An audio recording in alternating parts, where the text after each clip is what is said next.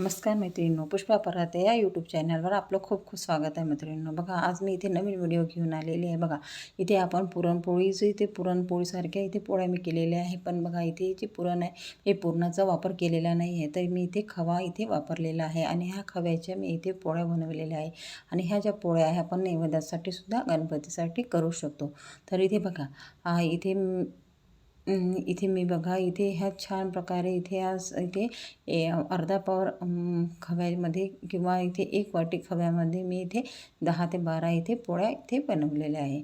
तर इथे बघा, सर्वात आधी इथे मी खवा घेतलेला आहे. आता इथे बघा छान कढई गरम झालेली आहे, तर मी 1 वाटी खवा घेतलेला आहे आणि त्या कढईमध्ये तो खवा इथे छान 2 ते 3 मिनटं परतून घेतलेला आहे. आता ह्या परतून झाल्यानंतर बघा इथे याची कढई पण मिक्स झालेली आहे. आता इथे यामध्ये 1 वाटी मी साखर टाकून घेणार आहे.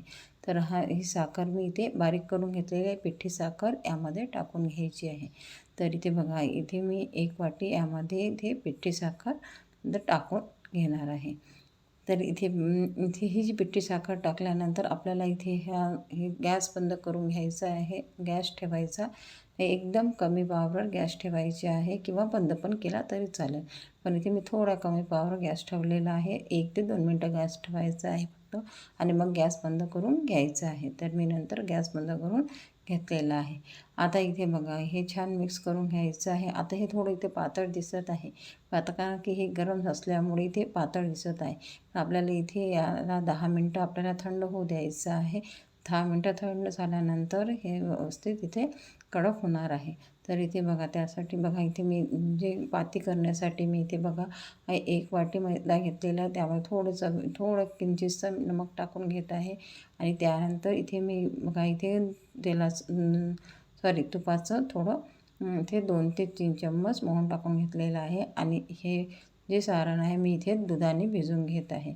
पाण्याचा वापर इथे मी करणार नाही आहे, कारण की ही जी पोळी आहे छान अशी खुसखुशीत आणि मस्त छान प्रकारे इथे व्हाईट म्हणजे पांढरी छान व्हायला हवी, यासाठी मी इथे दुधाचा वापर केलेला आहे. आणि आपल्याला इथे चव पण चेंज थोडी होणार आहे, कारण दुधाची चव याला येणार आहे. तर इथे मस्त अशा ह्या इथे पुरणपोळीपेक्षाही भारी इथे खव्याच्या पोळ्या मी तयार करत आहे. तर हा जो व्हिडिओ आहे तुम्ही स्किप न करता शेवटपर्यंत नक्की बघा, जेणेकरून तुम्हालासुद्धा पटकन अशा ह्या 10 ते 15 मिनटात ह्या पोळ्या कशा करायच्या ते समजणार आहे. कारण की आता पुरण केलं की पुरणाला कसा खूप वेळ लागतो आणि मग त्यानंतर 1 ते 1.5 तास चालला जातो. तर इथे आपल्याला 10 ते 15 मिनटात पटकन बनणारी ही इथे पुरणपोळीपेक्षाही भारी इथे पोळी इथे मी तयार करून घेत आहे.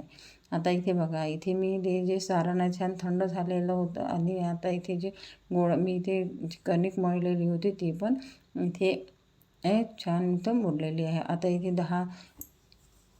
10 ते 12 मी इथे पोळ्या इथे करून घेणार आहे. तर बघा, इथे मी छोटे छोटे गोळे करून घेतलेले आहे. आता पटकन इथे गोळे करून घ्यायचे आहे आणि इथे तावासुद्धा मी इथे ठेवलेला आहे. आता तावा थोडा गरम करून घ्यायचा आहे आणि बघा इथे मी गोळा घेतलेला आहे आणि हे छोटे छोटेच गोळे आपण जशी पुरीला गोळा घेतो आहे तेवढेच आपल्याला गोळा घ्यायचा आहे आणि गोल असा थोडा इथे लाटून घ्यायचा आहे.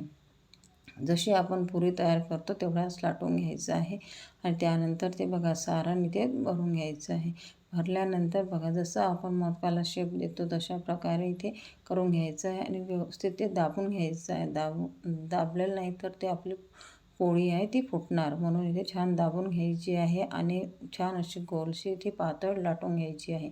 आता इथे तवा गरम झालेला आहे.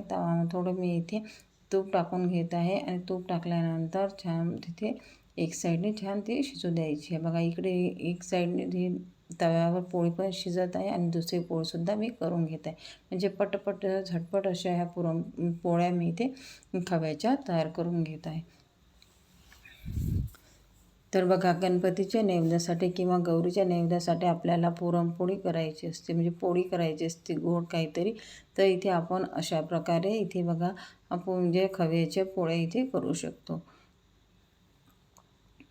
सर्व पोळ्या मी फक्त एका वाटीच्या छोट्या वाटीभर खव्यापासून बनवलेल्या आहे. आता इथे बघा, हे जे आहे हे जे पाती आहे छान इथे बारीक लाटून घ्यायची आहे आणि पातळ अशी ही पोळी इथे तयार करून घ्यायची आहे. आता ही जी पोळी आहे आपल्याला दुसरी एक पोळी शिजेपर्यंत दुसरी पोळीसुद्धा आपली इथे तयार होणार आहे.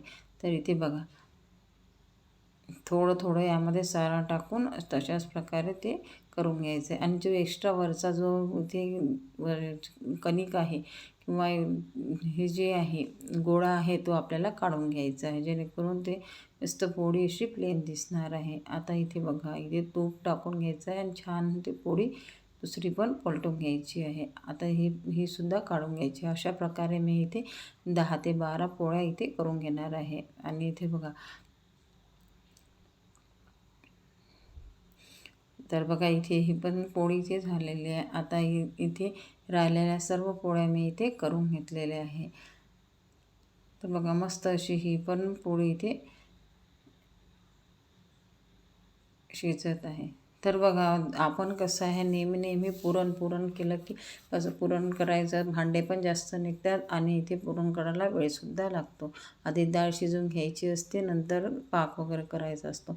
पण इथे जे खवा आहे हा फक्त मी इथे 4 ते 5 मिनटात इथे गरम करून घेतला आणि इथे बघा थोड्या वेळात 5 ते 10 मिनटं थंड होऊ दिला आणि तसंच गोळा करून घेतलेला आहे मैद्याची मी थोडा मैदा इथे वापरलेला आहे आणि इथे मी त्याची ते गोळा करून घेतलेला आहे. आणि इथे बघा अशा प्रकारे इथे पुरणपोळ्या पण खव्याच्या पोळ्यासुद्धा करून घेतलेल्या आहे. म्हणजे झटपट होणाऱ्या ह्या जे खव्याच्या पोळ्या आहे आणि मस्त अशा चव पण खूप मस्त येणार आहे, कारण मी याच्यामध्ये थोडी वेलची पूड टाकलेली आहे आणि थोडं खोबरा खीस घातलेला आहे.